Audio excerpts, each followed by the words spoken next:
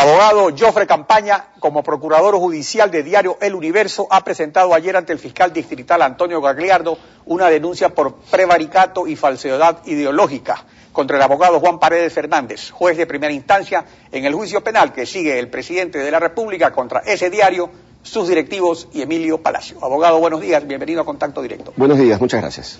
A ver, ¿cuáles son las falsedades de que acusa al juez Paredes? Bueno, son varias. La primera de ellas, el hecho de que es físicamente imposible, materialmente imposible, haber estudiado las más de 6.000 fojas del proceso. Yo tengo aquí, he traído copia del expediente, más de 6.000 copias, haberlas estudiado en 24 horas. Número uno. Segundo, haber efectuado un proceso de razonamiento, lo que se llama motivación, que le permita determinar si esos hechos pueden ser encuadrados en una norma jurídica. 3. Hacer una valoración exacta y minuciosa de la prueba, que es un requisito del Código de Procedimiento Penal. 4. Haber preparado la redacción de una sentencia que tiene 156 páginas en tan poquísimo tiempo. Luego, el haber ordenado que se lea esa sentencia. Según la ley nuestra, inmediatamente después de firmar una sentencia, esta debe ser leída en público. Y esa lectura que supuestamente se realizó, y hay incluso una razón de la secretaria en ese sentido, que determina que se dio cumplimiento, es decir, que se leyó en público, es físicamente imposible porque tenía 1 hora 20 minutos para hacerlo, y según diligencias notariales que se han realizado, esto toma no menos de 4 horas. Esto configura todo un proceso de falsedad ideológica, porque se nos ha hecho creer que hubo una sentencia legalmente dictada, y no voy al fondo de la cuestión, cuando en realidad los hechos demuestran que era física y materialmente imposible hacerlo. Ahora, ¿pero qué pruebas tiene usted para confirmar todas las aseveraciones que hace respecto a cada uno de esos aspectos? Bueno, hay varios temas que hemos ya podido lograr. Ejemplo, y cito un ejemplo puntual. Con un notario se realizó el proceso de lectura de la sentencia, 156 páginas de la sentencia. Ese proceso de lectura, una lectura rápida, con reconocimiento del notario, toma más de 4 horas.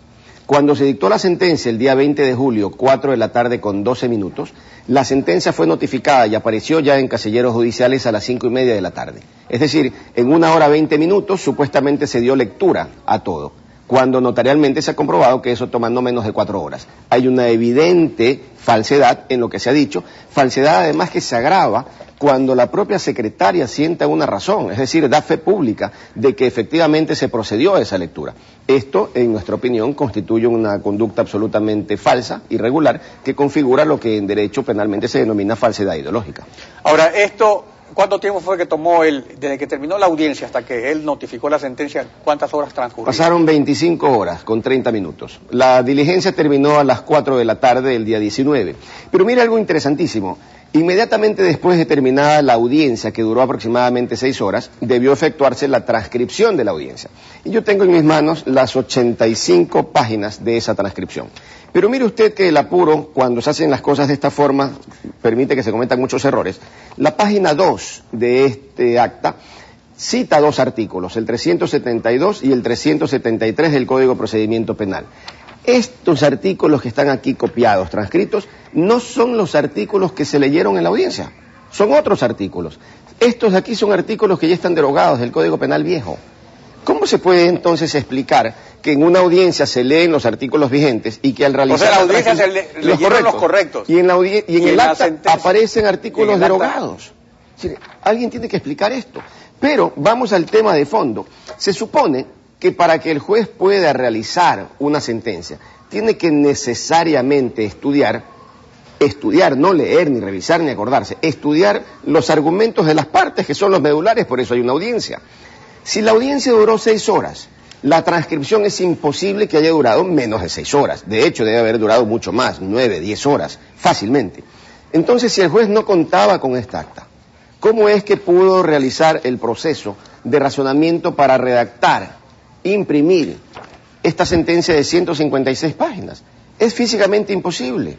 Y además es una enorme irresponsabilidad, por decirlo menos, el que alguien dicte una sentencia sin tener siquiera la transcripción exacta de lo que las partes dijeron, porque este es el debido proceso, esta es la defensa de las partes. Ahora, Diario El Universo ha venido publicando información sobre todos estos elementos que forman parte de la denuncia presentada ayer por usted. El juez Paredes ha pedido ejercer su derecho a la réplica para desvanecer o aclarar estas acusaciones o insinuaciones. ¿O alguien ha hecho alguna aclaración al respecto? No, la única aclaración, si de esta denominación cabe, es la que ha sido realizada por abogados del presidente de la República, quienes han tratado de justificar esta rapidez argumentando que este proceso se realizó mediante el uso de un escáner. Sin embargo, en el juzgado no existe escáner que permita hacer este trabajo, no hay demostración de que el juez hubiera llevado las 6.000 y más páginas a partir del día 19 de julio, 4 de la tarde en que terminó la audiencia.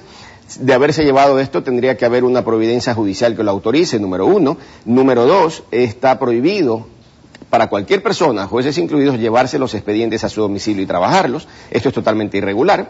Está también fuera de la posibilidad el hecho de que el juez efectivamente se hubiera llevado y hubiera regresado los expedientes, dado que hay informaciones de prensa en que aparentemente él habría sostenido que a la medianoche empezó a trabajar la sentencia, lo cual vuelve todo esto de una terrible falta de credibilidad. ¿Cómo sabe el abogado del acusador de que había un escáner, que se hizo por escáner? Sí, esto es tan extraño. Justamente he pedido en la denuncia que se llame a declarar no solamente al abogado, sino al propio presidente de la República, porque en algún momento el presidente de la República se hizo eco de que esto efectivamente se había realizado vía escáner. Entonces hay que preguntarse efectivamente cómo supieron que esto se realizó de esa manera, cuál es el contacto que ha existido.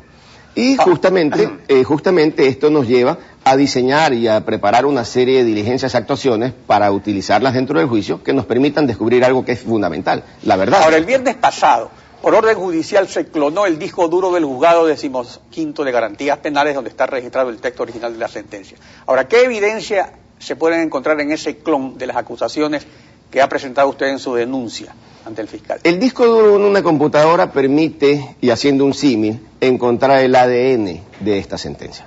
Es decir, ese disco duro debe tener la huella exacta de si el archivo original se trabajó en el juzgado o si provino de algún disco externo.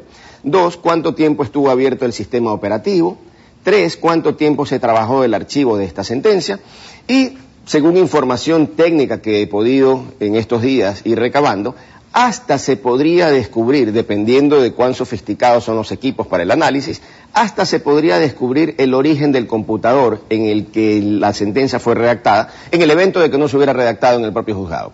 Y presumimos que no se redactó en el propio juzgado porque no hubo el tiempo para hacerlo. Entonces yo creo que esa diligencia efectivamente ordenada por un juez, en un tema que es inédito me parece en el país, ya que hemos podido lograr guardar un clon exacto de ese disco duro y que está bajo protección de un notario para evitar cualquier manipulación del disco original, permitirá descubrir la verdad. Ahora, pero eso va a tomar un tiempo. Entre tanto, esa acción que han tomado al clonar ese disco duro evitaría de que eventualmente, si es que supuestamente se realizó una acción desde otra computadora o desde ahí se envió la sentencia, se vuelva a repetir esto en la segunda instancia, por lo menos. Bueno, el efecto va mucho más allá de eso, es decir, el efecto va mucho más.